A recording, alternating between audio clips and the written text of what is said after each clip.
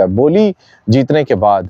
यानी कि आप अगर नीलामी में हिस्सा लेते हैं और आपने कोई गाड़ी सेलेक्ट कर ली है और रिजर्व प्राइस से ऊपर जो बोली लगी है उसमें अगर आपने बिड विन कर ली है तो उसमें गाड़ी का जो एडवांस है वो 25% आपने पे करना होता है। बाकी रिमेनिंग अमाउंट जब आपने पोजीशन लेनी होती है या गाड़ी जब लेनी होती है उस वक्त आपने 75% जो वो पे करना होता है। 1-2 दिन का अगर वक्त लेना चाहे तो ले सकते हैं। वैसे लोग ज़्यादातर जो है वो उसी वक्त अमाउंट पे कर देते हैं सारी की सारी, और उसका जो है वो सारा प्रोसेस जो है वो पाकिस्तान कस्टम्स कर देता है। उसमें ये होता है कि आपको एनओसी मिल जाती है और उस वो लेटर आप पाकिस्तान के किसी भी एक्साइज ऑफिस के अंदर जाके पाकिस्तान में किसी भी जगह, आज़ाद कश्मीर में या किसी भी जगह भी जा सकते हैं और वो गाड़ी जो है वो किसी भी सूबे में जाके, चाहे इस्लामाबाद से करवाना चाहें, लाहौर, कराची, फैसलाबाद, पेशावर, सियालकोट, किसी भी जगह से आप करवाना चाहें तो गाड़ी अपने नाम करवा सकते हैं उस लेटर के ज़रिए। उसमें ये होता है कि लेबॉर्ट्री आपने गाड़ी की जो है वो एक बार करवाई भी होती है और एक बार जो है वो करवानी जो है वो ज़रूरी होती है। तो उसमें आप जब वेरिफिकेशन सारी हो जाती हैं तो आप लेटर दिखाते हैं तो गाड़ी आपके नाम हो जाती है।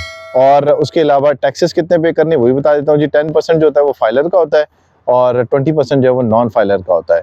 तो ये सारी डिटेल मैंने आपको बता दी है, टाइम भी आपको बता दिया। उम्मीद है आपको वीडियो पसंद आई होगी। तो एक बार और रिक्वेस्ट करता हूँ फिर आपसे दोबारा कि चैनल को हमारे सब्सक्राइब कीजिए और अगली वीडियो तक दीजिए इजाज़त। अल्लाह हाफिज़।